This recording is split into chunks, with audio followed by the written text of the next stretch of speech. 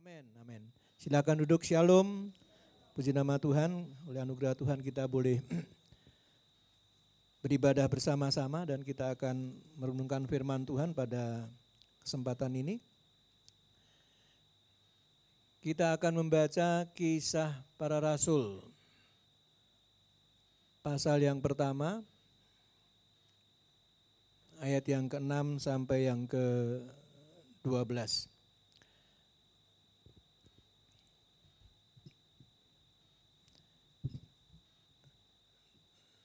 Terakhir saya menyampaikan firman Tuhan di gereja ini tentang hari Pentakosta, ya, tentang hari lahirnya gereja, pencurahan Roh Kudus. Nah, saya ingin membagi tentang firman Tuhan pagi hari ini tentang kenaikan Yesus ke surga.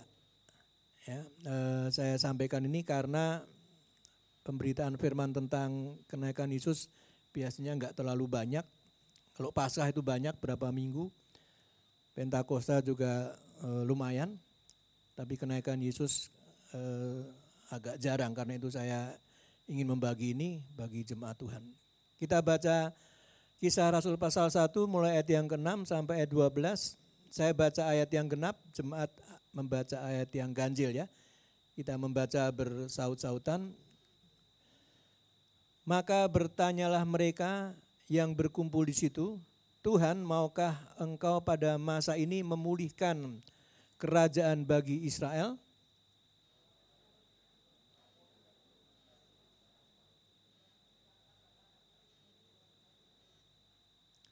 Tetapi kamu akan menerima kuasa kalau Roh Kudus turun ke atas kamu, dan kamu akan menjadi saksiku di Yerusalem dan di seluruh Yudea dan Samaria dan sampai ke ujung bumi.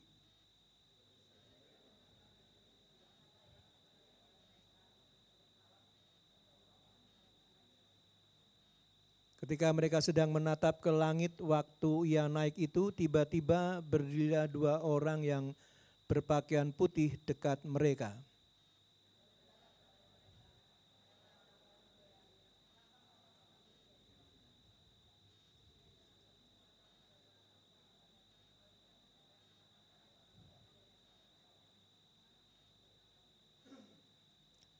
Maka kembalilah rasul-rasul itu ke Yerusalem dari bukit yang disebut Bukit Zaitun, yang hanya seperjalanan Sabat jauhnya dari Yerusalem. Amin. Sampai itu bacaan firman Tuhan. Berbahagialah saudara yang membaca dan mau merenungkannya, menyimpan dalam hatinya dan boleh menghidupinya. Saudara sekalian, kenapa saya mau sampaikan firman ini? Karena tadi bahwa perenungan tentang kenaikan Yesus ke surga itu seringkali kurang mendapat perhatian. Bahkan ada gereja yang hari kenaikan Yesus ke surga tidak dirayakan. Padahal kita tahu hari raya gerejawi ada 5 kan, ya. Hari Natal, kelahiran Yesus, lalu kematiannya, kebangkitannya, lalu kenaikan Yesus ke surga, dan kemudian hari Pentakosta, pencurahan Roh Kudus, lahirnya gereja. Karena itu saya rindu untuk menyampaikan ini, paling tidak untuk mengingatkan atau mungkin menambahkan sedikit pengetahuan, wawasan tentang pentingnya kenaikan Yesus ke surga itu. Saudara sekalian, hal ini berkaitan dengan akhir zaman, ya, dengan eskatologi. Ya, dan sebetulnya tatkala kita memperingati Yesus naik ke surga, ada hal yang sangat penting karena tatkala Yesus naik ke surga kita peringati ada janji Yesus bahwa dia akan datang kembali. Ya, berarti ini berbicara tentang pengharapan, ya, pengharapan bagi orang yang percaya Yesus, bahwa Yesus yang telah naik ke surga dia akan datang kembali dan dia akan menjemput, membawa orang yang tetap percaya kepadanya, yang tetap menaruh harap kepada Yesus. Ya, dan salah satu bentuk pengharapan kita yaitu Yesus yang akan datang kembali. Dan apalagi kalau kita perhatikan keadaan akhir zaman ini, ya, maka apa yang Yesus katakan, ajarkan Matius 24-25 tentang tanda-tanda yang akan terjadi sebelum Yesus datang kembali itu sudah semakin jelas, ya, semakin terbukti Baik itu tanda-tanda yang bersifat umum, bersifat universal maupun tanda yang khusus. Yang bersifat umum itu misalnya tentang bencana alam yang terjadi di mana-mana, peperangan yang makin bertambah-tambah, ya, peperangan bukan cuma antar bangsa, ya, antar suku, ya, semua itu terjadi, ya, dan saudara sekalian tentang bencana alam ini sudah makin luar biasa. Ya, bukan hanya gempa bumi tetapi juga tsunami dan iklim yang sudah nggak bisa diprediksi lagi, ya, dan belum lagi terjadi ada banyak kemerosotan moral, ya, di tengah-tengah kemajuan teknologi ternyata moral makin merosot, ya, dan sehingga kehidupan keimanan kita itu menjadi penting untuk diperhatikan. Karena Yesus juga bilang bahwa kasih sebagian orang itu akan makin berkurang-kurang, dingin, ya, dan kasih itu bukan hanya kasih kepada Tuhan tapi juga kasih kepada sesama, ya, sehingga di kalangan masyarakat kita mengenal istilah KDRT, ya kan, kekerasan dalam rumah tangga, ya. Kalau kita punya KDRT enggak, ya? Punya, ya, apa? Kasih dalam rumah tangga. Nah, ini kasihnya enggak boleh berkurang nih. Kalau berkurang sama dengan yang lain, ya. Jangan sampai, ya, dan kehidupan berbangsa kita pun juga memprihatinkan, ya, kekerasan di dalam keluarga dan juga yang terakhir tentang kekerasan seks. Sangat menyedihkan, ya. Ini bangsa yang beragama tetapi tidak menghidupi nilai-nilai agama, dan semua itu berkenaan dengan hari Tuhan, kedatangan Kristus kembali, sehingga di tengah-tengah kesibukan kita bekerja, mencari nafkah dan sebagainya, jangan sampai kita tidak memperhatikan lagi tentang Yesus yang akan datang kembali, ya. Karena di dunia ini kita cuma hidup sementara, ya, sedangkan Yesus akan datang membawakan satu kehidupan yang kekal, ya. Jadi kiranya perenungan firman Tuhan pagi hari ini boleh mengingatkan kita lagi akan janji Yesus ini yang merupakan pengharapan kita yang paling bahagia. Amin. Ya, karena banyak orang sekarang yang gampang putus asa, ya, asanya putus. Ya, karena apa? Karena memang masa hidup yang berat. Ya, di Indonesia ini banyak orang yang gampang putus asa sehingga tidak sedikit yang kemudian mengakhiri hidupnya. Kalau cuma dia sendiri yang mengakhiri hidupnya masih cuma dia sendiri. Ada satu keluarga yang suaminya akhirnya menghabisin istrinya, anak-anaknya, dan juga mau menghabisi dirinya sendiri. Kenapa? Sudah putus asa, tidak lagi punya pengharapan. Nah, orang Kristen, orang percaya Yesus harus tetap punya pengharapan, dan pengharapan kita adalah Yesus Kristus, ya. Berita pengurangan PNS, ya, 1 juta dan wah pokoknya macam-macam lah. Dan bukan cuma di Indonesia, di negara-negara maju pun ada banyak orang yang putus asa. Di Jepang ternyata angka bunuh diri cukup tinggi, ya. Dan yang putus asa itu orang-orang pinter, orang-orang yang berpendidikan. Ya, kenapa? Karena dengan kemajuan teknologi maka misalnya satu pekerjaan yang tadinya dikerjakan oleh beberapa orang, 10 orang misalnya, dengan kemajuan teknologi cukup 1 orang, ya, sehingga 9 orangnya dirumahkan. Itu kan menimbulkan masalah. Orang-orang pintar, orang-orang berpendidikan, tapi juga bisa putus asa. Itulah sebabnya sebagai orang Kristen kita perlu untuk memelihara pengharapan kita kepada Yesus Kristus, karena Dia adalah pengharapan hidup kita di dunia, bahkan sampai di dalam kekekalan di surga. Saya akan mengajak Bapak Ibu memperhatikan pembacaan kita ini. Ada beberapa hal yang bisa kita simak nanti. Jadi mengapa gereja Tuhan tetap mengajarkan tentang kedatangan Yesus kembali, atau seringkali disebut kedatangan Kristus kedua kali, ya. Kedatangan Yesus kembali. Kenapa itu diajarkan? Ya, padahal mungkin Bapak Ibu sudah pernah mendengar tentang Yesus akan datang kembali. Udah pernah dengar, ya? Udah berapa lama Bapak Ibu dengar Yesus akan datang kembali? Dari kecil kali, ya, dari kecil. Saya juga dari kecil udah dengar Yesus datang kembali, sampai sekarang, ya, udah jenggotan begini, udah rambutnya antara hitam dan putih. Ya, udah 50 tahun lebih ternyata Yesus belum datang kembali ya, sehingga ada yang suka nanya, bener enggak itu, jangan-jangan cuma dongeng itu, cuma mitos. Oh enggak, saya bilang saya tetap percaya Yesus akan datang kembali. Walaupun udah 50 tahun lalu saya udah dengar Yesus akan datang kembali, tapi kok dia belum datang juga. Saya tak percaya.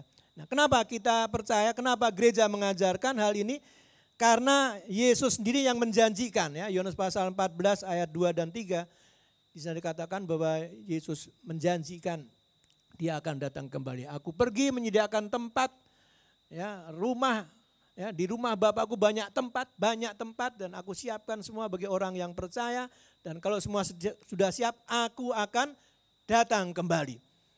Amin ya, dan membawa kita untuk tinggal bersama Yesus, supaya di mana aku ada, kata Yesus, di situ pun kamu ada. Sudah rindu tinggal bersama Yesus? Amin. Ya, di surga. Amin. Rindu? Yesus lebih rindu. Kita kadang-kadang rindu, kadang-kadang enggak. Ya, karena ya surga masih belum nyata sih ya. Sesuatu yang mana katanya. Kalau dunia kan sesuatu yang kelihatan ya, dan banyak hal yang bisa menarik kita sehingga hati kita seringkali terpikat kepada dunia ini sehingga agak lupa tentang surga itu ya. Tapi Yesus berjanji dia akan datang kembali, dan apa yang Yesus janjikan itu pasti digenapi. Yesus enggak pernah dusta. Lalu malaikat juga mengatakannya tatkala Yesus naik ke surga. Tadi ayat yang ke-11 ya, kita baca ketika murid-murid melihat Yesus naik ke surga dan mereka masih bengong ya, karena tadi baru berbicara dengan mereka, tiba-tiba dia terangkat naik ke surga ya dengan awan-awan dan itu sangat mengagumkan sehingga mereka masih bengong. Sehingga malaikat turun dan berkata, "Hei orang-orang Galilea, kenapa kamu berdiri ke langit, menatap ke langit ya? Yesus ini yang terangkat ke surga meninggalkan kamu akan datang kembali dengan cara yang sama seperti kamu melihat dia naik ke surga." Ya, jadi kita boleh yakin bahwa Yesus pasti datang kembali karena dia telah naik ke surga dan malaikat bilang dia akan datang kembali. Amin. Ya, bahkan datang kembali dengan cara yang sama. Ya. Kenapa kita percaya Yesus akan datang kembali? Nubuatan di dalam Alkitab, baik perjanjian atau perjanjian baru, nubuatan tentang kedatangan Yesus yang pertama kali, yaitu mulai dengan kelahirannya, kematiannya, dan kemudian kebangkitannya. Nubuatan tentang kedatangan Yesus yang pertama kali itu sudah digenapi secara sempurna. Ya. Sedangkan nubuatan tentang kedatangan Yesus kembali itu jumlahnya lebih banyak. Dan kalau yang jumlahnya lebih sedikit saja sudah digenapi secara sempurna, kita boleh yakin bahwa nubuatan tentang kedatangan Kristus yang kedua atau kedatangan Kristus kembali pasti digenapi. Amin. Ya, jadi 3 hal ini membuat kita tetap percaya, membuat gereja tetap menyampaikan berita sukacita ini. Ya, di tengah-tengah kehidupan yang makin sulit ini ada suatu berita sukacita, pengharapan bahwa Yesus akan datang kembali. Puji nama Tuhan. Dan kita GBI ini termasuk gereja Pentakosta dan sebagian gereja Injili juga menekankan tentang pengharapan datangnya Yesus kembali. Ya, dan itu sangat menyemangati kita ya, orang yang percaya Yesus untuk tetap beribadah dengan penuh sukacita ya, dengan penuh pengharapan, dengan penuh keyakinan ya, walaupun tadi saya bilang bahwa keadaan rohani dari banyak orang Kristen mulai menurun. Ya, kalau dulu misionari itu dari Eropa, dari Amerika datang ke sini. Kalau sekarang kayaknya kita mesti kirim misionari ke Eropa dan ke Amerika sana, ya juga ke Australia, ya. Di sana sudah sekalian kekristenan itu di Australia misalnya itu menjadi semangat gara-gara banyak orang Indonesia yang ke sana. Kalau enggak itu kali udah merosot juga. Ya, gereja-gereja di Eropa isinya orang-orang lansia, ya. Anak-anak muda enggak lagi tertarik dengan gereja. Padahal dulu kekristenan misioneri dari sana sangat menyedihkan. Hal-hal yang di dunia ini lebih menarik daripada hal-hal yang sifatnya surgawi yang akan segera terjadi Ya, Yesus akan datang kembali itu segera akan terjadi, coming soon, ya, segera akan datang. Nah, kita terlena ya, kita terlalu santai dengan kehidupan di dunia ini. Karena itu gereja harus memberitakan tentang kedatangan Yesus kembali. Puji nama Tuhan, saudara sekalian. Dan saya nggak bisa lupa itu karena di tahun 98 ya. Pas hari kenaikan Yesus ke surga, ya, apa yang terjadi di Indonesia? Pada hari itu penguasa di Indonesia ya, Mbah Harto, ya, yang sudah 32 tahun memimpin Indonesia, akhirnya diturunkan. Dan Yesus naik ke surga. Yesus nggak pernah diturunkan. Amin. Ya, Yesus naik ke surga dengan penuh kuasa dan kemuliaan, dan dia akan turun sebagai raja di atas segala raja dengan penuh kuasa dan kemuliaan. Jadi artinya bahwa kekuasaan di dunia itu terbatas sementara, sedangkan Yesus Kristus yang telah mati dan bangkit, Yesus ini, ya, kata Lukas, yang telah mati dan bangkit, dia naik ke surga dan dia akan datang kembali. Nah, sehingga ini harusnya membangkitkan kepercayaan kita kepada Yesus dari Nazaret ini. Ya, dan bukan cuma percaya kita, tapi juga pengharapan kita bahwa setiap janji yang diucapkan oleh Yesus ataupun oleh malaikat dan juga nubuatan firman Tuhan itu pasti akan digenapi, ya, secara sempurna, secara tepat. Nah, ini kita harus teguhkan iman kita harus bangkitkan pengharapan kita, dan juga kita harus kobarkan kasih kita kepada Tuhan Yesus Kristus. Saudara sekalian, ayat yang ke-11 tadi menarik karena dikatakan dia akan datang kembali dengan cara yang sama. Nah, di sini kita lihat bahwa ketika Yesus naik ke surga, ya, ada awan yang menutupinya, ya. Dan kalau saya renungkan, awan tadi bukan cuma menutupi Yesus yang naik ke surga, tapi awan tadi juga, ya, mengangkat Yesus naik ke surga. Jadi dia naik ke surga tidak dengan naik pesawat, ya, Burak atau Garuda atau Merpati, ya, tapi dengan awan, ya, awan kemuliaan. Dia naik ke surga. Saudara sekalian, ada awan yang menutupinya.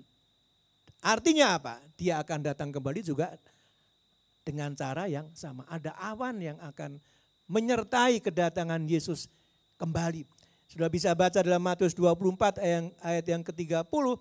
Ya, awan akan menyertai kedatangan Yesus. Dan awan apa itu? Matius 24 ayat yang ke-30. Ini sebagian ajaran Yesus berkata demikian. Pada waktu itu akan tampak tanda Anak Manusia di langit, dan semua bangsa di bumi akan meratap, dan mereka akan melihat Anak Manusia itu datang di atas awan-awan di langit dengan segala kekuasaan dan kemuliaannya. Ya, kembali ada unsur awan, tapi bukan awan biasa, ya, awan kuasa dan kemuliaan, ya, akan menyertai kedatangan Yesus kembali. Lalu kembali ke kisah Rasul tadi, dikatakan bahwa ketika dia naik ke surga ada malaikat, ya, ada 2 malaikat yang turun yang menegur murid-murid yang masih melihat Yesus naik ke surga. Jadi ada unsur malaikat. Kalau dia datang kembali juga ada unsur malaikat, yang Matius 24 ayat yang ke-31. Matius 24 ayat 31 yang berkata demikian. Dan ia akan menyuruh keluar malaikat-malaikatnya dengan meniup sangkakala yang dahsyat bunyinya, dan mereka akan mengumpulkan orang-orang pilihannya dari keempat penjuru bumi, dari ujung langit yang satu ke ujung langit yang lain. Jadi ada unsur malaikat. Karena apa? Karena dia akan datang dengan cara yang sama. Ada unsur awan, ada unsur malaikat. Lalu ketika Yesus naik ke surga dikatakan disaksikan oleh murid-murid Tuhan. Nah, murid-murid Tuhan tadi sebetulnya jumlahnya cukup banyak, ya. Kalau kita perhatikan tulisan Paulus dalam 1 Korintus 15, ketika Yesus naik ke surga ada lebih dari 500 pasang mata. Ya. Dan kalau Yesus datang kembali, maka manusia juga akan melihatnya. Haleluya. Sudah percaya bahwa manusia akan melihatnya? Kalau Yesus datang kembali, karena tatkala dia naik ke surga ada 500 pasang mata lebih yang melihatnya. Nah, ayat yang menarik tentang itu adalah Wahyu 1 ayat 7. Wahyu 1 ayat 7 berkata demikian. Lihatlah ia datang dengan awan-awan dan setiap mata akan melihat dia. Juga mereka yang telah menikam dia dan semua bangsa di bumi akan meratapi dia. Ya, amin. Jadi tatkala dia naik ke surga ada manusia yang akan melihat kenaikannya.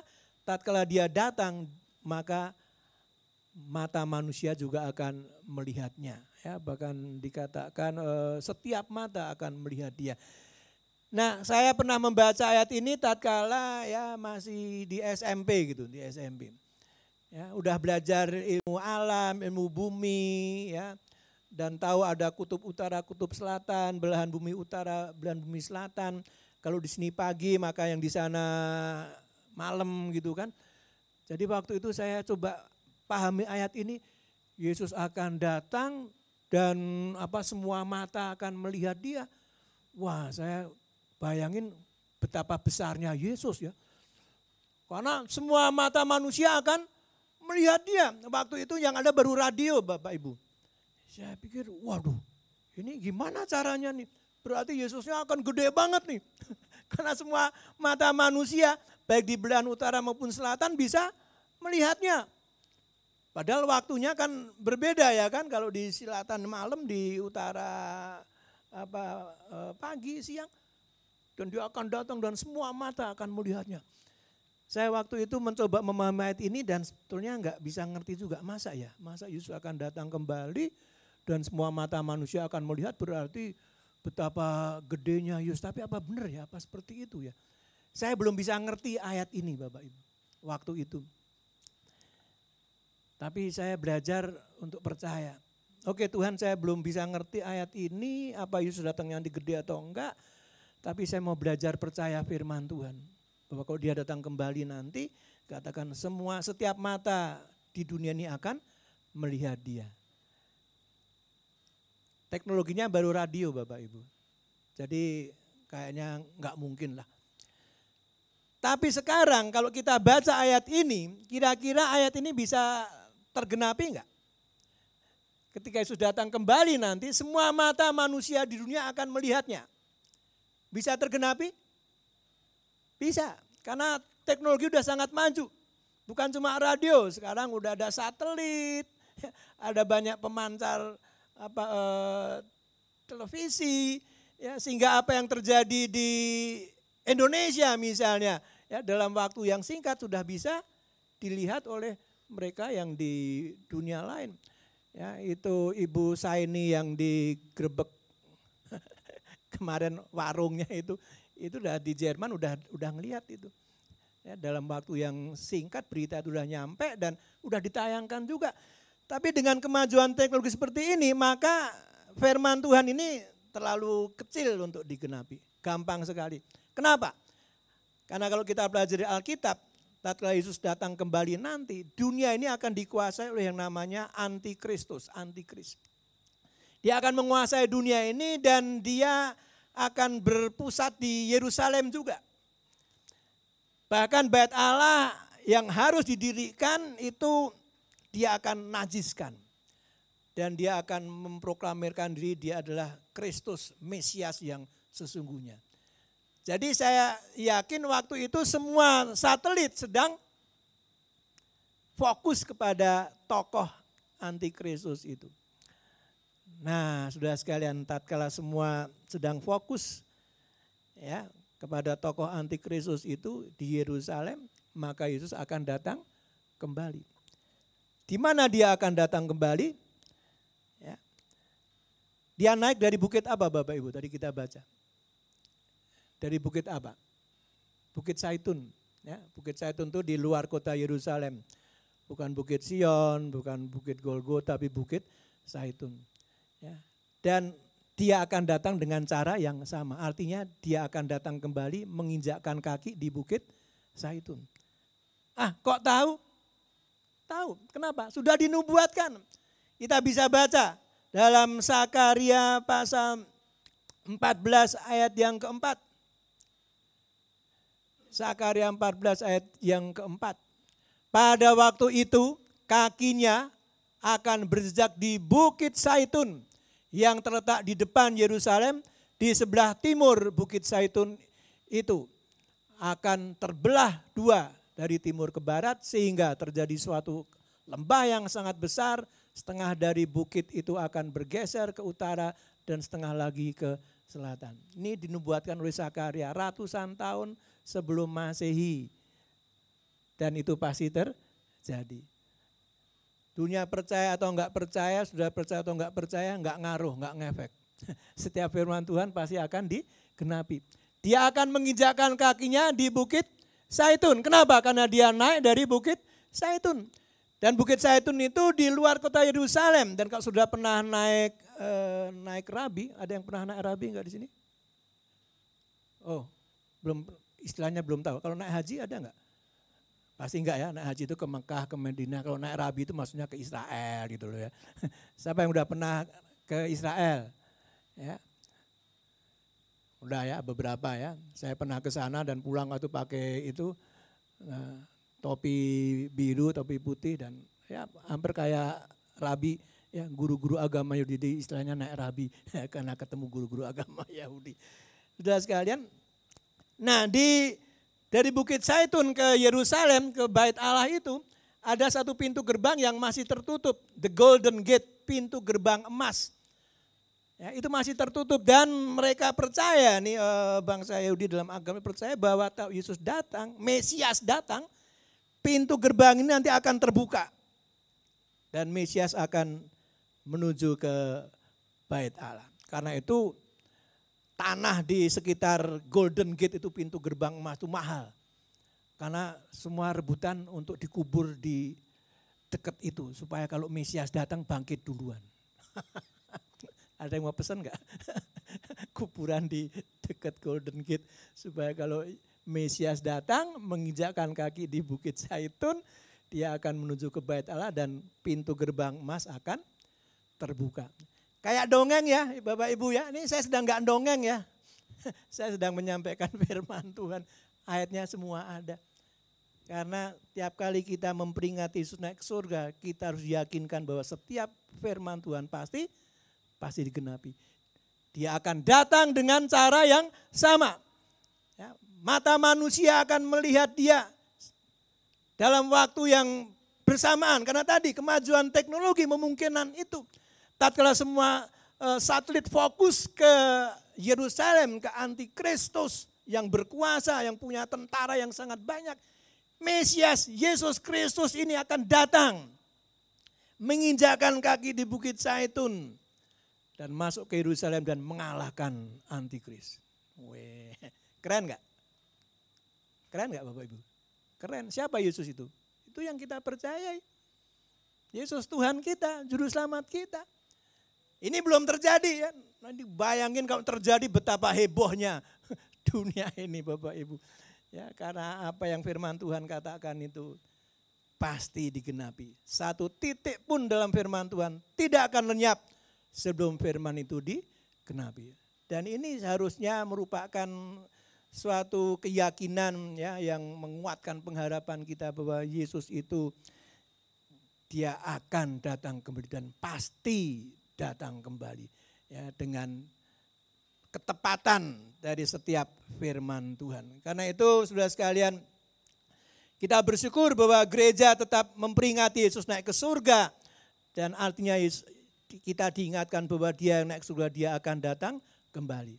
Yang kedua, kita diingatkan bahwa dunia ini bukan tempat tinggal kita yang kekal. Ini cuma sementara ya. Ini cuma mampir ngombe aja ya. Sudah punya rumah ya, itu ngontrak aja itu, semua ngontrak. Nanti kalau Yesus datang, rumah-rumah itu akan dibawa enggak? Enggak akan dibawa. Gereja yang mahal pun juga gedung gerejanya enggak akan dibawa. Amin. Luar biasa. Itu ada di sini. Itu tentang ajaran tentang akhir zaman dan ini harusnya suatu yang menarik Dan menyemangati kita dan membuat kita enggak gampang putus asa, tetap punya pengharapan bahwa Yesus yang telah naik ke surga, dia akan datang kembali. Ya, dan dia akan mengangkat kita yang sungguh-sungguh percaya dan berharap kepada dia. Saudara sekalian, dan di gereja kita, maka kedatangan Yesus kedua kali itu atau kedatangan Yesus kembali itu terjadi dalam 2 tahap Bapak Ibu, 2 tahap. Tahap pertama dia akan datang di awan-awan atau di udara, tidak kelihatan, tapi yang terjadi apa? Banyak orang hilang di dunia ini. Kenapa orang hilang di dunia ini? Tatkala Yesus datang tahap pertama di udara, di awan-awan. Kenapa? Karena orang-orang yang percaya Yesus dengan sungguh-sungguh akan terangkat. Akan terangkat. Sehingga ada lagu jadul ini. Ya, ada pertemuan di udara, pertemuan yang manis. Itu orang-orang jadul pasti tahu tuh. Saya rindu bertemu di sana, jauh di udara. Rindu? Rindu? Kita akan diangkat Bapak Ibu. Tatkala Yesus datang kembali tahap pertama di udara. Tahap kedua dia akan datang secara kelihatan menginjakkan kaki di bukit Zaitun tadi yang saya sudah sampaikan. Itu tahap kedua, dia akan datang kembali menginjakkan kaki di bukit Zaitun, mengalahkan antikris dengan segala tentaranya karena Yesus datang dengan kuasa dan kemuliaan. Kita tunggu aja sudah sekalian, apa yang akan terjadi. Dia sekarang ini belum banyak mulut yang mengaku bahwa Yesus adalah Tuhan. Masih banyak lutut yang belum bertelut mengaku Yesus adalah Tuhan. Tapi tunggu tanggal mainnya.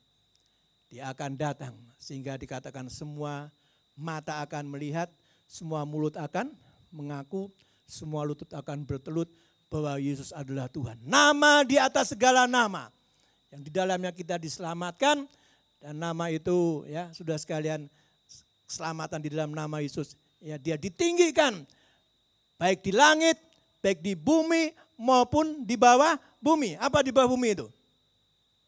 Neraka. Semua nanti akan mengakui. Sudah percaya? Amin. Berbagai yang percaya, enggak percaya. Sudah renungkan lagi, percaya apa enggak ya? Harus percaya, ini firman Tuhan. Tapi sudah enggak percaya pun enggak ngaruh, tetap akan terjadi. Lebih baik percaya deh. Ya. Karena nubuatan kedatangan Yesus yang pertama yang jumlahnya lebih dikit aja dikenapi secara sempurna. Nubuatan tentang kedatangan Yesus yang kedua kali itu lebih banyak. Dan pasti itu akan dikenapi. Sudah enggak akan pernah nyesel deh. Percaya Yesus itu Tuhan. Ya, dan menaruh harap dia akan datang kembali, dan kalau dia datang di udara dia akan mengangkat kita. Haleluya. Yang enggak percaya tentu enggak diangkat. Ya. Bahkan kalau sudah baca 1 Tesalonika pasal 4, orang-orang yang mati dalam iman kepada Yesus itu akan dibangkitkan lebih dahulu. Diberi tubuh kemuliaan. Dan kalau kita yang masih hidup, yang percaya Yesus, tatkala dia datang di awan-awan, kita juga akan diubahkan dengan sekejap mata. Gimana sekejap mata itu? Twing. Twing. Sudah kedip aja udah berubah. Diberi tubuh kemuliaan. Tubuh yang gak bisa binasa, tubuh yang gak akan sakit-sakitan. Siapa yang percaya Yesus, dia adalah manusia baru, ciptaan baru. Sudah diperbaharui? Amin. Apa yang diperbaharui?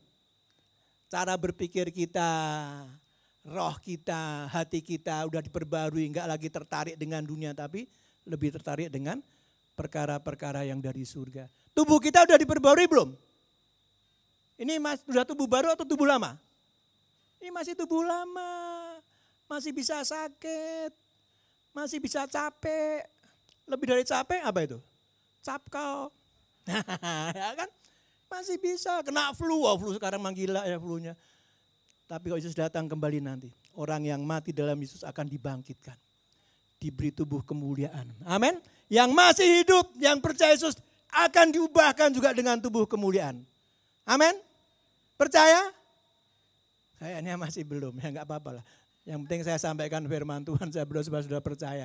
Karena itu baca Alkitab, baca firman Tuhan. Karena ini sudah dijanjikan, sudah dinubuatkan. Dan luar biasa, ya dia akan mengubahkan kita, tubuh kita akan diperbarui sehingga menjadi manusia baru, saudara sekalian.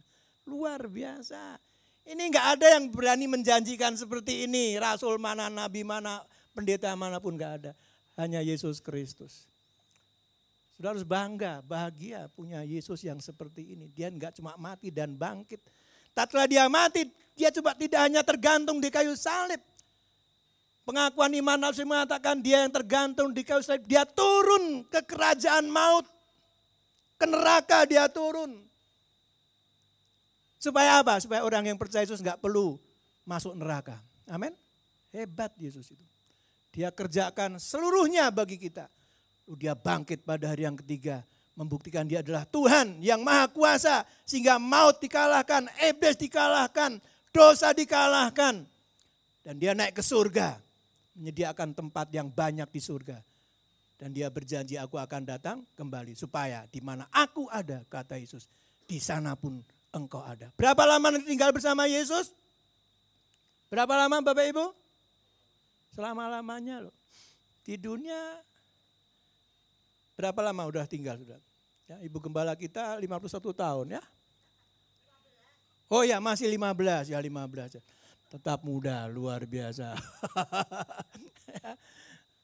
Ya, di dunia ini sekarang aduh 100 tahun aja udah kayaknya luar biasa ya.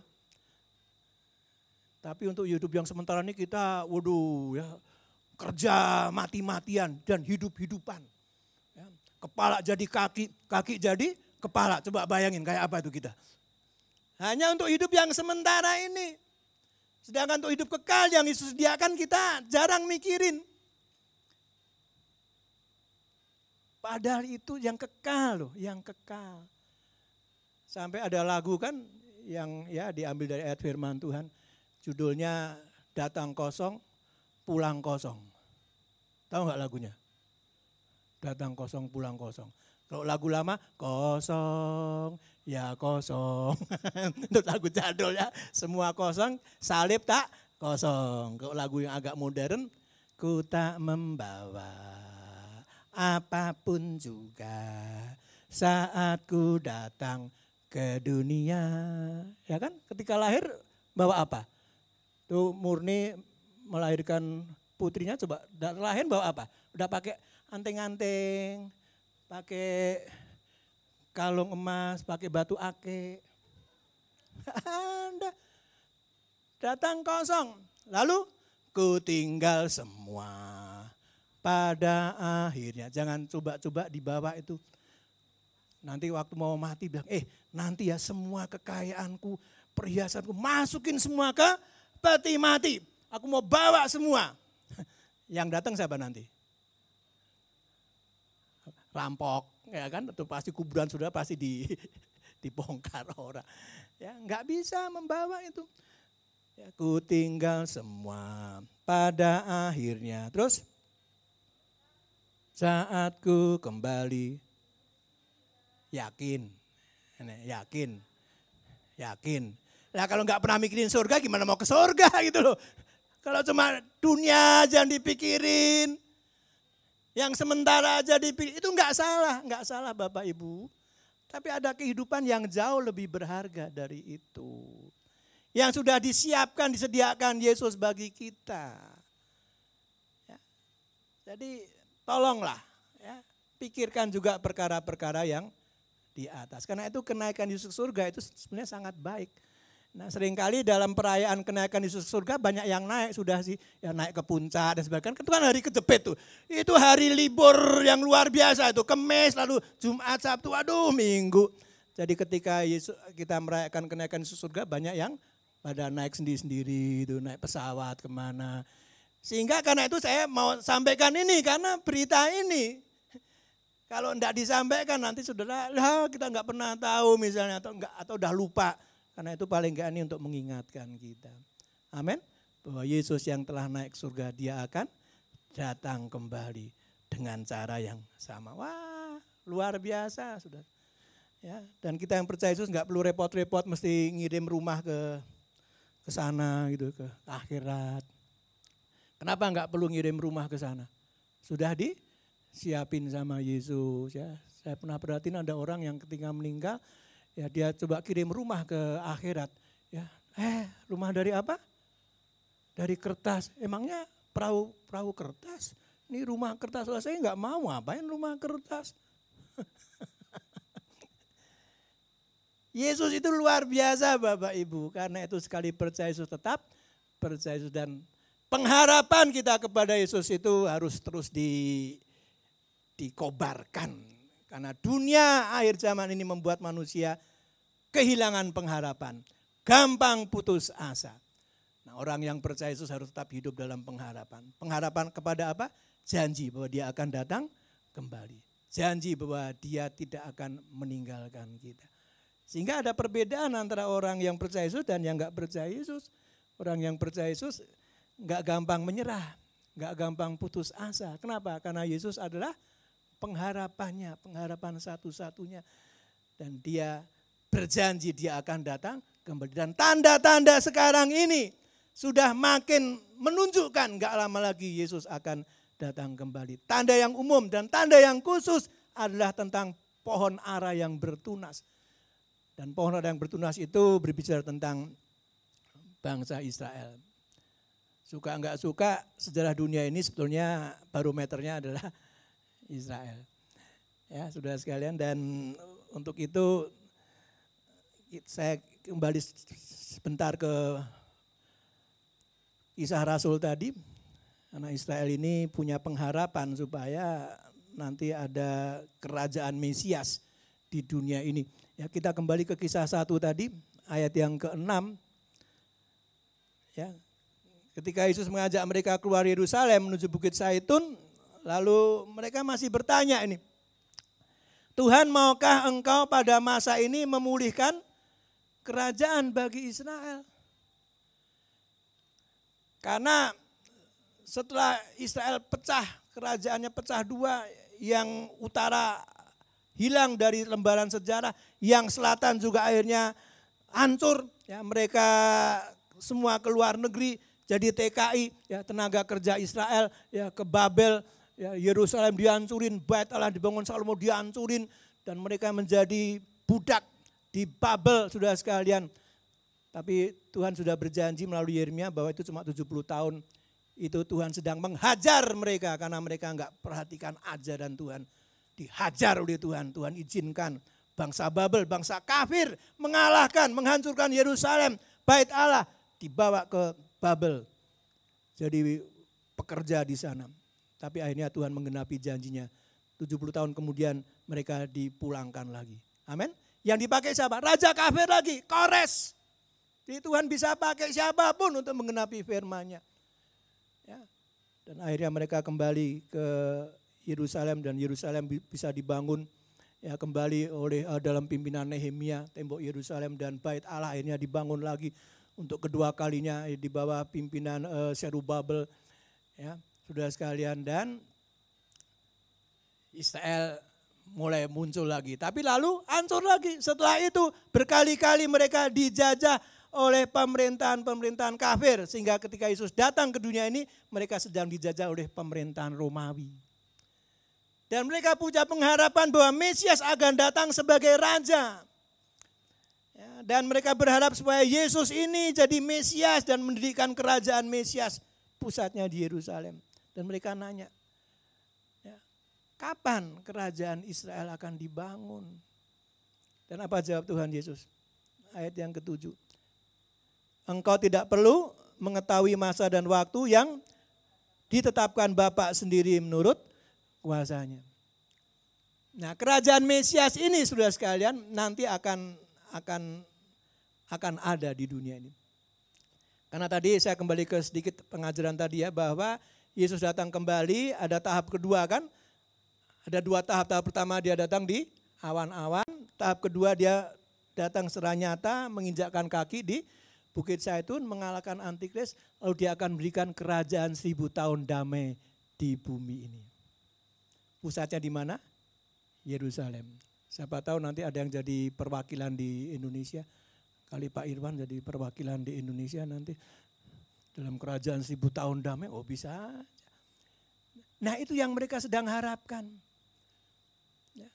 Apalagi kalau kita ikutin sejarah Israel setelah Yesus naik ke surga.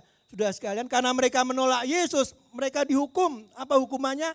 Bait Allah hancur lagi untuk kedua kalinya. Yerusalem hancur lagi sehingga mereka kehilangan tanah air dari tahun 70. Tapi akhirnya pohon ara mulai bertunas. Ini tanda yang khusus, pohon ara mulai yang bertunas. Akhirnya apa yang terjadi? Israel bisa muncul lagi dong tahun 1948. Itu kan gak pernah terjadi dalam sejarah bangsa manapun di dunia. Kalau udah hilang ya hilang aja. Udah habis aja. Tapi ternyata lahirlah Israel tahun 1948. Pembuangan yang pertama 70 tahun, yang ini berapa ratus tahun nih? Dari tahun 70 baru bangun lagi tahun 1948. Kenapa harus muncul lagi? Karena sudah digenapkan. Firman Tuhan harus digenapi. Tuhan akan kumpulkan lagi itu umatnya. Ya, akan dikumpulkan lagi. Sehingga muncullah negara Israel 1948 itu. Bulan Mei ya, tanggalnya saya lupa. Dan kemudian terjadi hal yang berikutnya lagi, ada perang 6 hari. Israel sudah dikepung oleh semua tetangga-tetangganya. Dan secara manusia, secara perang harusnya tinggal hancur. Tapi mereka yang menang dong. Dalam perang 6 hari. Sehingga kota-kota suci mereka rebut kembali.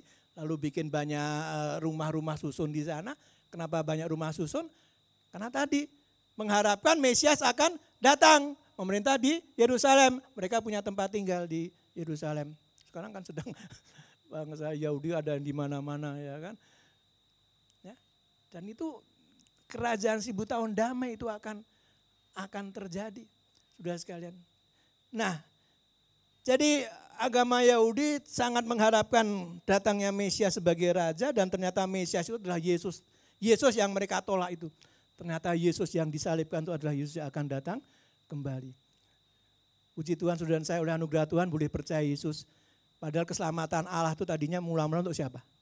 Untuk keturunan Abraham, untuk orang Yahudi. Tapi karena mereka menolak, maka kita yang terbelakang jadi terdahulu. Kita yang bukan orang Yahudi, enggak ada darah Yahudinya sama sekali. Ya, tapi oleh anugerah Tuhan kita boleh menerima keselamatan, kita boleh percaya Yesus. Dan Yesus yang kita percaya dia akan datang kembali. Untuk mengangkat orang percaya, tapi juga untuk mendirikan kerajaan Mesias. 1000 tahun damai di bumi ini. Setelah itu, sudah sekian 1000 tahun damai, baru iblis akan dibuang ke neraka. Dan kita akan memasuki yang namanya langit dan bumi baru. Siapa yang boleh tinggal di langit dan bumi baru? Manusia yang sudah dibaharui. Apa yang dibaharuinya? Enggak cuma roh jiwanya tapi juga tubuhnya. Tuh, keren enggak Bapak Ibu? Itu ada di Alkitab kita. Dan itu baca Alkitab supaya kita tahu hidup di dunia ini enggak cuma muter-muter aja gitu loh. Kemana sih tujuan hidup kita? Ya, apa yang kita mau capai di dunia ini? Tadi kita nyanyi Alkitab, firman-Mu itu menerangi langkah hidup kita supaya di tengah-tengah kerja kita di dunia yang sementara ini kita tetap punya pengharapan kepada hidup yang kekal yang telah dikerjakan, disiapkan Yesus dan dia akan datang kembali. Untuk siapa? Untuk saudara dan saya. Dia akan angkat kita, jemput kita, tinggal bersama dia dalam kekekalan di surga. Coba, kurang baik apa lagi itu Yesus? Kurang kasih apa lagi Yesus bagi kita? Sudah sekalian. Nah, kita harus tahu ini supaya kita makin mengasihi dia. Karena dia yang lebih dahulu mengasihi kita. Enggak cuma mati dan bangkit. Dia naik ke surga dan dia janji dia akan datang kembali. Sudah siap enggak menantikan kedatangan Yesus? Siap enggak? Rindu enggak? Atau kenakan tinggal di dunia aja lah. Enggak usah siap-siap. Aduh nyesel nanti. Ya, siap sedialah untuk menantikan kedatangan Yesus kembali. Nah, bagian terakhir ketika murid-murid bertanya kapan Yesus akan memberikan kerajaan Mesias, dia bilang hanya Bapa yang tahu. Dia yang punya rencana, dia punya waktu, hanya Bapa yang tahu.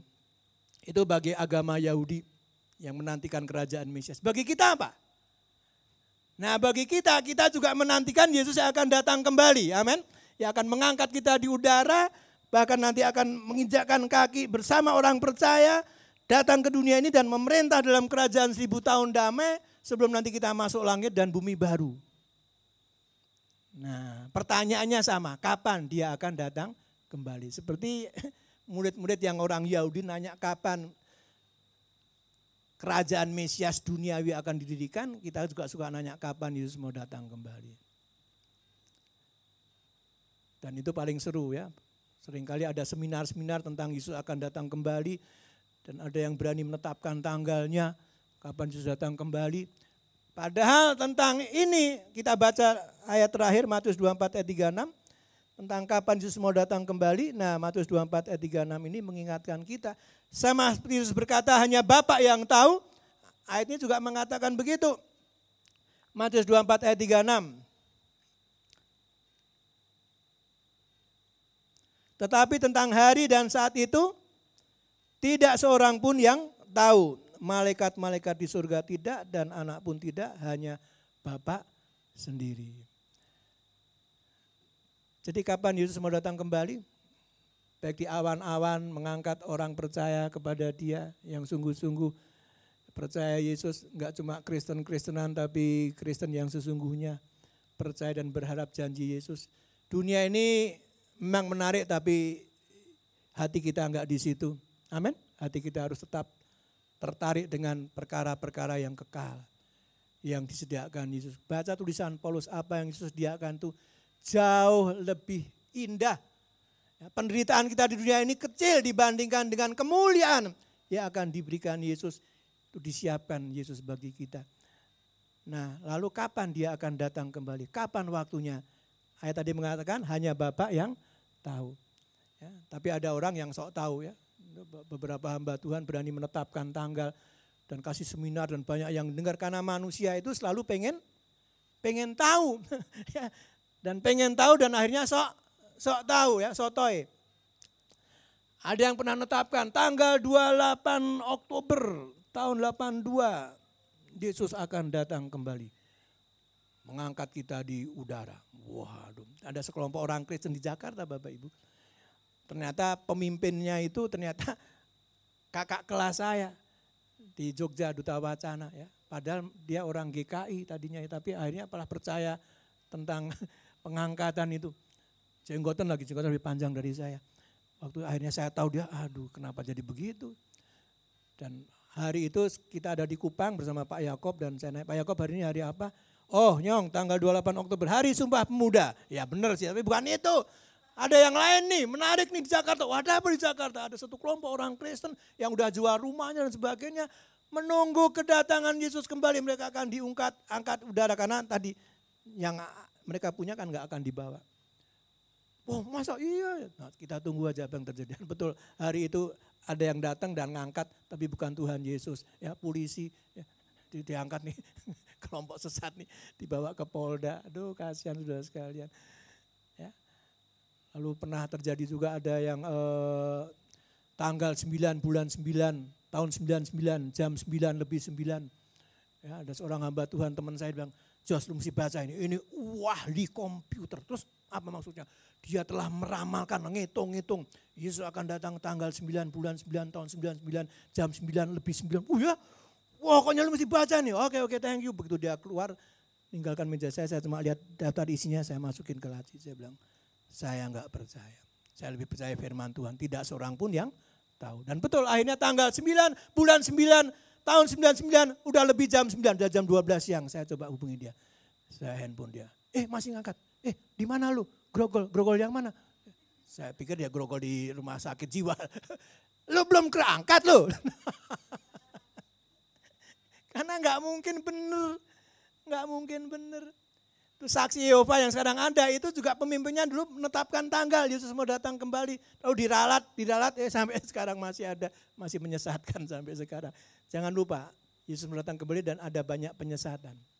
Kalau ada yang berani menetapkan tanggal kapan Yesus datang kembali, sudah pasti penyesat. Jangan ikuti, jangan percaya. Percaya apa kata Yesus, tidak seorang pun tahu. Jadi kapan Yesus akan datang kembali? Tidak seorang pun tahu. Saya pun juga enggak tahu. Karena itu, yang penting apa? Kalau Yesus datang kembali dan kita enggak tahu, apa yang kita lakukan? Kita harus bersiap sedia, berjaga dan berdoa. Haleluya. Kita harus lakukan itu. Karena itu ayat terakhir, ini betul terakhir ya. Lukas pasal 21 ayat 36. Kita enggak tahu Yesus kapan Yesus akan datang kembali, cuma kita yakin bahwa dia pasti datang kembali. Kenapa kita enggak tahu? Karena memang hanya Bapa yang tahu. Seperti ketika murid-murid tadi bertanya, kapan kerajaan Mesias akan didirikan? Yesus hanya menjawab, hanya Bapa yang tahu. Lalu dia alihkan percakapan ayat 8 dari kisah 1 tadi. Apa? Kamu harus jadi saksiku. Jadi Yesus tidak membawa mereka untuk tetap menunggu kerajaan Mesias, tapi Yesus alihkan ke ayat 8, apabila Roh Kudus turun ke atas kamu, kamu akan menerima kuasa untuk menjadi saksiku mulai dari Yerusalem, Yudea, Samaria sampai ke ujung bumi. Artinya sambil menunggu kerajaan Mesias akan didirikan, Yesus mengarahkan murid-murid jadi saksi Yesus Kristus. Mulai dari Yerusalem, Yudea, Samaria sampai ke ujung bumi. Jadi jangan bengong aja menatap ke langit, tapi jadilah saksi Yesus Kristus. Dan untuk itu mereka dipenuhi dengan Roh Kudus. Demikian juga dengan kita. Tatkala Yesus akan datang kembali dan kita tidak tahu kapan waktunya, apa yang kita lakukan? Bengong-bengong aja, tidak berbuat apa-apa, menatap ke langit, atau kita lakukan ini. Lukas 21 ayat 36. Berjaga-jagalah senantiasa sambil berdoa, supaya kamu beroleh kekuatan untuk luput dari semua yang akan terjadi itu, dan supaya kamu tahan berdiri di hadapan Anak Manusia. Jadi Bapak Ibu, sambil kita percaya Yesus akan datang kembali, cuma kapan waktunya kita enggak tahu, apa harus kita lakukan? Berjaga-jaga dan berdoa, siap sedia. Nanti pulang baca Matius 24 dan 25, cuma 2 pasal. Siap membaca? Ini biasa nih kalau guru khotbah selalu ada PR-nya. Dibaca nanti ya, Matius 24 dan 25, apa saja harus kita lakukan. Yang kita lakukan apa? Beritakan Injil ya, sampai ke ujung bumi, kepada segala bangsa, sesuai dengan tema ulang tahun New Wine. Apa itu temanya? Beyond Borders. Artinya keselamatan itu tidak hanya untuk Yerusalem, untuk orang-orang Yahudi. Keselamatan harus juga sampai ke Samaria, bahkan sampai ke ujung bumi. Jadi saksi Yesus, dipenuhi dengan Roh Kudus jadi saksi Yesus. Kita juga harus melangkah. Ya, keselamatan tidak hanya untuk Yerusalem, itu kota besar, tapi Yerusalem juga suka diartikan keluarga kita. Tapi kita juga mau saksikan bahwa Yesus adalah juru selamat. Kenapa? Karena kasih tahu sama mereka, mau nggak rumah di surga? Ya, kasih tahu sama dia, mau nggak rumah di surga? Masih banyak loh. Ya, persediaan masih banyak, cuma mesti daftar itu. Kalau nggak daftar nggak dapat itu. Daftarnya gimana? Percaya Yesus, ya, percaya Yesus Tuhan dan Juru Selamat, kau dapat jatah nanti. Kalau nggak percaya Yesus, nggak dapat loh. Ya. Bilang aja nggak ada asuransi jiwa yang bisa ngurusin sampai hidup kekal. Ada nggak asuransi jiwa yang bisa ngurusin sampai hidup kekal? Ada nggak? Kontraktor yang bisa bangun rumah di surga ada nggak? Ada nggak? Ada nggak? Ada, Yesus. Yesus kontraktor satu-satunya. Jadi beritakan, Yesus juru selamat, tapi Yesus juga yang akan datang kembali. Mengangkat kita, membawa kita tinggal di surga bersama dia. Dia kontraktor satu-satunya Bapak Ibu. Mau beritakan ini? Tugas kita. Jadi saksiku. Beritakan Yesus juru selamat. Beritakan Yesus akan datang kembali. Ya, beritakan bahwa waktunya enggak lama lagi. Karena itu Allah curahkan Roh Kudusnya supaya gereja bangkit. Gereja melakukan perintah Yesus ini. Perlu sudah waspadai bahwa iblis pun juga sedang bekerja. Roh iblis juga sedang bekerja. Karena iblis tahu waktunya sudah singkat. Kita yang seringkali nggak sadar bahwa waktunya udah singkat. Kita pikir waktunya masih lama. Nggak lama lagi. Karena itu mari gereja Tuhan kita berjaga dan berdoa. Jangan sampai lampu kita, pelita kita jadi padam. Dipenuhi dengan Roh Kudus, kuat dalam firman. Kenapa? Karena yang kita sedang hadapi ini sesuatu yang kekal Bapak Ibu. Yang Yesus akan berikan bagi kita, mesti siap untuk menerimanya. Hati kita harus terpikat ke sana. Di samping kita harus melakukan tugas di dunia ini, oke, itu enggak salah, itu enggak dosa. Tapi hidup itu enggak cuma itu. Hidup ini adalah untuk menuju kepada hidup kekal yang Yesus telah kerjakan bagi kita. Ya, supaya nanti ketika dia datang kembali, kita semua akan terangkat. Amin. Tidak ada yang ketinggalan. Ya, kalau pacar ketinggalan kereta, ya di Gambir misalnya sudah ketinggalan kereta yang ke Cirebon, ya itu ada banyak waktunya ya. Kalau Yesus datang kembali, nggak ada kereta susulan. Jadi siapkan dirimu ya untuk menyambut kedatangan Yesus. Dan apa yang kita lakukan? Berjaga, berdoa, siap sedia, beritakan Injil, tetap bersaksi. Amin. Ya, pelihara percayamu, harapmu kepada Yesus Kristus. Ya, kasihmu ya harus makin menyala-nyala. Ya, walaupun kita tinggal di Jakarta, Jakarta terkenal dengan motonya apa itu? Saya sudah pernah sampaikan moto yang terkenal di Jakarta apa? EGP. Apa itu EGP? Emangnya gua pikirin, lu masuk surga kayak masuk neraka, bukan urusan gue. Kita boleh tinggal di Jakarta, tapi kita tidak mau punya moto EGP. Amin. Kenapa? Karena Yesus memberikan apa? Yang Yesus berikan apa? Agape. Bukan EGP. Agape. Apa agape itu? Kasih kepada Yesus, tapi juga kasih kepada sesamamu. Dimulai dari kasih kepada keluargamu. Kalau ada keluargamu yang belum percaya Yesus, beritakan, saksikan. Yesus juru selamat. Yesus Tuhan, dia berjanji dia akan datang kembali sebagai Raja penuh kuasa kemuliaan. Dan orang yang percaya kepada dia akan diselamatkan. Ini berita ini enggak ada tandingannya Bapak Ibu. Saudara yang tahu karena itu beritakan ini, saksikan ini. Amin. Ya, kita melampaui batas ya, kita mau saksikan kepada keluarga, bahkan mungkin teman kerja kita dan saksikan karena tidak lama lagi Yesus segera akan datang kembali. Kiranya firman Tuhan ini menolong kita untuk ingat akan janji Yesus ini ya. Karena kalau enggak ingat itu lupa. Ya, lupa itu enggak ingat ya. Kenapa? Karena yang kita ingat, yang kita lihat aja nih. Ya, yang enggak kelihatan kadang-kadang membuat kita lupa. Firman Tuhan pagi ini menolong sudah untuk ingat bahwa ada janji Yesus. Surga yang memang belum kelihatan tapi nanti akan menjadi kenyataan. Kerajaan 1000 tahun damai dan langit dan bumi baru. Ya, bersyukurlah untuk anugerah Allah yang besar ini. Terakhir salah satu moto dari Billy Graham. Sudah pernah dengar Billy Graham?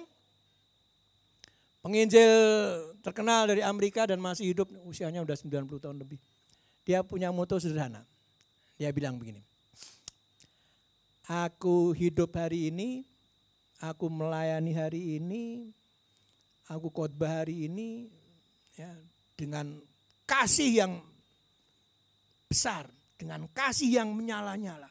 Kenapa? Karena dia bilang, seperti kemarin aku baru bertobat dan percaya Yesus. Sudah pernah ingat ketika saudara pertama kali bertobat dan percaya Yesus? Cinta saudara pasti berkobar-kobar, cinta pertama. Kayaknya tiap hari maunya di gereja. Kenapa? Karena baru kemarin bertobat dan percaya Yesus. Cintanya berkobar-kobar. Jadi Billy Graham bilang, aku beribadah hari ini, melayani hari ini, berkhotbah hari ini, bersaksi hari ini. Seperti kemarin aku baru bertobat dan percaya Yesus. Percaya Yesus kemarin itu membuat aku berkobar-kobar dalam cintaku.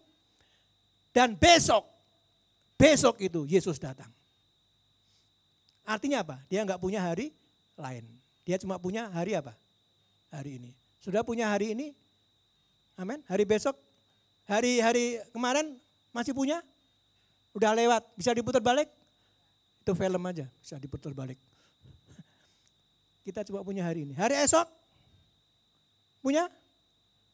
Mudah-mudahan. Kalau izin tinggal kita belum habis, ya masih punya. Tapi kalau ternyata hidup kita cuma hari ini. Karena itu kita lakukan hari ini, ibadah. Dengan penuh kasih kepada Yesus. Amin.